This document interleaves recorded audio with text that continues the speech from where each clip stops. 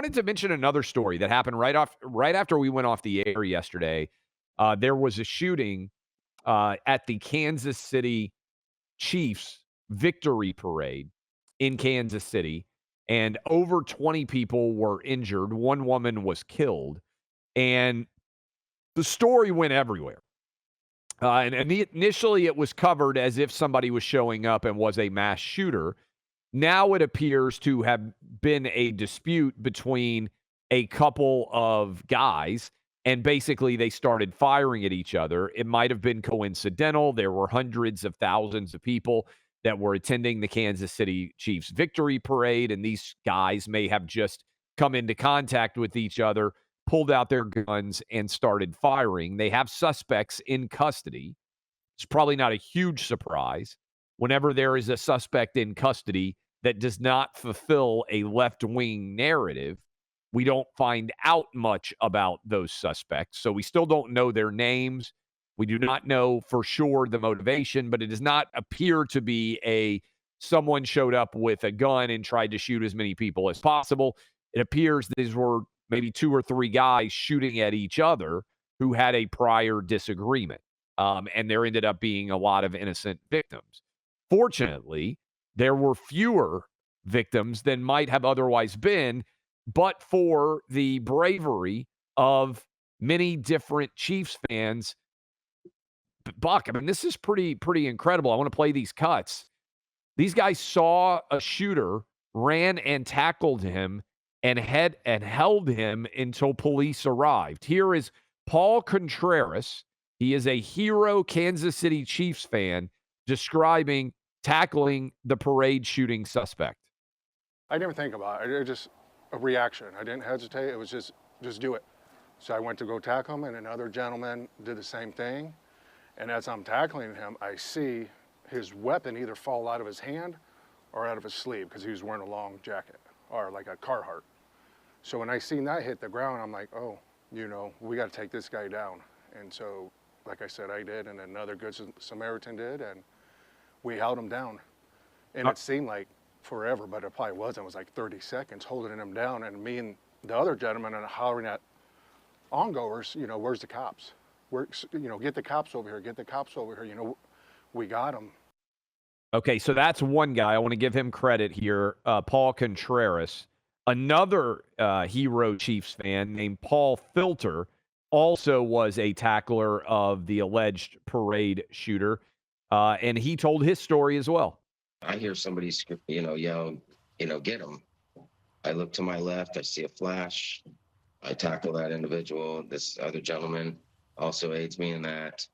It was, pretty quick thing. I was briefly aware that there was a scramble, and it's more like catching a T-shirt at a game. I mean, I was there. Yeah. I saw a flash of the gentleman, and I jumped. It's probably from a lack of good sense. I mean, Buck, this is pretty awesome. 2 guys at least. There may have been others, but I want to make sure we give these guys credit. They go to celebrate the Kansas City Chiefs winning the Super Bowl.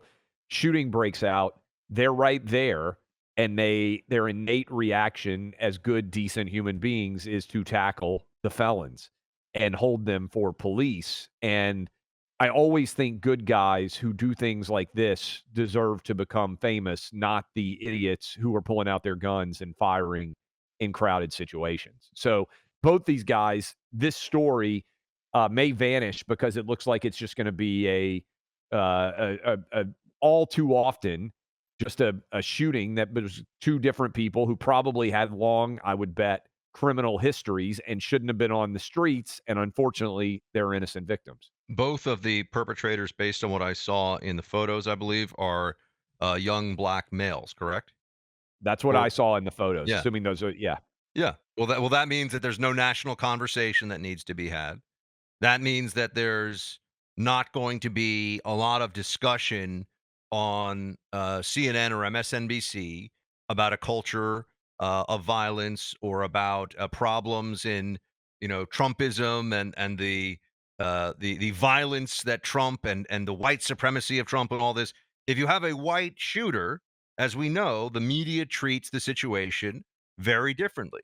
It always has political implications, and there's a very different set of discussions. I know because I used to be at CNN, for example, when there would be a terrorist attack, and if it involved, let's say, a jihadist, so a radicalized Muslim, there was one playbook that they would try to run. If for some reason it happened to be like a disgruntled white guy who went psycho and started killing people, well, then it's time to push for bans on different guns, as well as blaming Trump, as well. There's all these after effects. But when it's violence that the media covers that involves a young African American shooter, or just an African American shooter, then all of a sudden the media doesn't really want to have analysis discussions. We don't look at root causes. We don't look at anything like that. We don't look at the psychology of the shooter or the perpetrator. None of that. Certainly no political implications, as in it's the fault of some politician or it's the fault of some political program. And I think people eventually or I think because it's happened for so long, Clay, there is a sense of disgust at this because it is so obvious. I mean, it's even at the point where they won't tell you about suspects still at large in local news in a lot of cities. They won't really describe the suspect, but they'll flash because of all the surveillance cameras everywhere. They'll flash on the screen. So they know what the suspect looks like, but they don't want to talk about what the suspect looks like because they think it might be reinforcing a stereotype. And I think that people do get very tired of that. And Buck, this won't surprise you because you've come to understand sports media quite a lot. Sports media immediately went to guns have to be banned. I'll read a couple of these. Rich Eisen, who is, I believe, at the NFL Network or used to be at the NFL Network. He has, I would imagine, over 1 million Twitter followers. 9 children who went to a parade to celebrate their Super Bowl team. 9 children now being treated. When are we going to collectively realize there's a gun problem in our country and do something sensible for our kids? That was Rich Eisen to his millions of followers. I would want Rich Eisen to explain to me. I have many guns, many guns. I have them in different places in my house. I'm training with my guns this weekend. Is there anyone on the planet who is less safe because I have guns? No. And in fact, there are people who are more safe. Certainly me, Carrie, my family, because of my firearms and my training with them. So is it a gun problem? I mean, it's very similar. I have some incredibly sharp knives down in my kitchen. Occasionally, someone stabs someone to death with a kitchen knife. This does happen, right? Happens more, I think, with knives than it does even with rifles nationwide, by far. So do we have a knife problem? I don't think we have a knife problem. I don't think we have a gun problem. I think we have a people using guns for illicit purposes to commit crimes, including shootings and murders problem. And maybe locking up. I saw your tweets on this. I could not agree more. It's so obvious. People that are a threat to society need to be taken out of society and put in incarcerated situations. That's it. Yep. That is the only thing that will actually stop this. And it's so rare.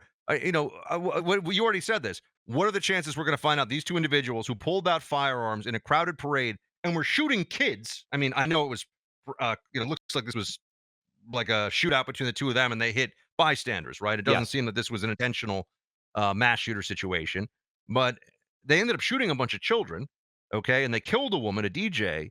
What are the chances we find out that these are 2 really upstanding citizens that nobody would have ever suspected were going to pull their guns out in a crowded place in a celebratory day and ruin it for everyone and take lives? 0. The chance is basically 0. Yeah. Yes. 0. RG3 won a Heisman Trophy. Robert Griffin III tweeted, "Mass shootings are not a political issue. Men, women, and children are dying from mass shootings. It's not a political issue. Thoughts and prayers aren't enough. America's a great country. Put the politics aside, work together, pass laws to ensure we're no longer known as the land of mass shootings." I think you pointed out. That's an emotion in place of an argument. Yes. Which is what you get from a lot of these sports players as well as sports commentators. And as you and I know, and I put you in a separate, I mean, you're sitting here on this show and we're doing very well on this show. And so you're a political and sports commentator, Clay. Let's be very clear about this. But I think you and I can agree, whatever we think of political commentators, on average, sports commentators, dumber. Way dumber. Way dumber. Way dumber and arguably more political, which is crazy. And I think a lot of people have not gotten used to the idea. That was a lesson I learned from you that I thought you were crazy, and it is definitely true the more I've paid attention to it. So you pointed out, I think the data is, and we wish there was no mass shootings, that only 2% of, if we eliminated every mass shooting in America, 98% of shootings would still be occurring because mass shootings are a tiny pinprick. Here's another thing that I would say. You mentioned knives. If I got a DUI, Buck, and hopefully so far in my life I have never got a DUI. If I got a DUI one day and my defense was we got a real issue with cars, no one out there would say, you know what, Clay Travis has got a point. Yes, he was drunk. Yes, he was breaking the law. Yes, he was driving after having had way too many drinks. But it's really not a individual responsibility of Clay's when it comes to alcohol issue. This is really about cars. If I tried to make that argument, Buck, the universe would be aligned against me. I would trend number one in America, and everyone would ridicule me for arguing that my DUI was not about me or my choices or my violation of the law as it pertained to alcohol. It was actually about the car itself. I would submit to you that's what happens with every single shooting. That the story is never, we don't even know who these guys are. But again, I would wager a substantial amount. The average in D.C., they did a study, Buck, the average number of arrests before someone commits a murder is double digit in Washington, D.C. Most of you listening to me right now have never been arrested. It's not typically easy to get arrested. It certainly is not easy to get arrested double digit times. Imagine if the conversation for the next time somebody gets a DUI was, man, this car, we got a real issue with cars in this country. Yeah, their arguments are bad, which is why it gets, I mean, obviously bad. That's why it gets very frustrating whenever you look at this. And I mean, you can take a look, for example, at I mean, I was just trying to pull this up to give everyone a sense of it. I'm trying to find a team, help me out with this one because I can do it per 100,000.